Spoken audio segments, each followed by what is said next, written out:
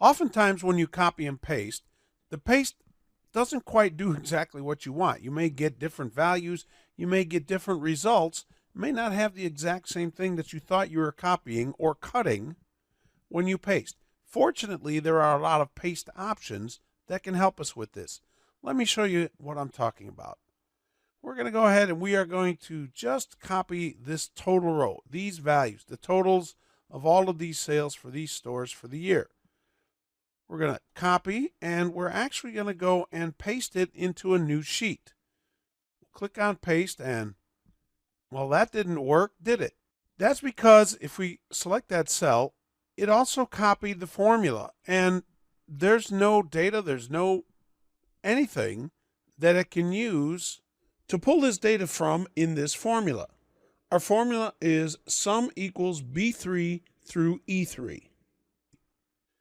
So what we need to do in order to fix that, and let me get rid of everything that's in here, is when we paste, use a different paste option.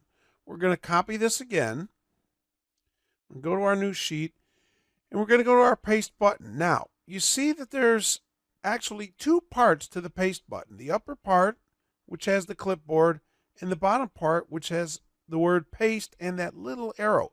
If I click there, I get this menu, and there's a lot of other paste options in here. Now, the one we want is here under paste values, and we're going to take this very first one, and you see when I hover over it, it just says values. And when I click there, see that it pasted just those values, and they are the proper values. Take a look. See? It worked. Now, let's do this again. We're going to copy this totals column.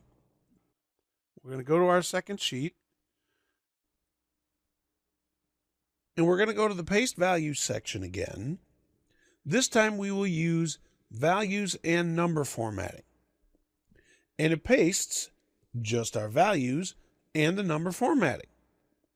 Now let's paste again, but this time we will use this option, values and source formatting. And you see this time we also get the bold underline at the top of our totals. This is part of the source formatting, just like the original. Now there are a lot of other paste options in here. I showed you what I think are some of the most important ones. This is your standard normal paste.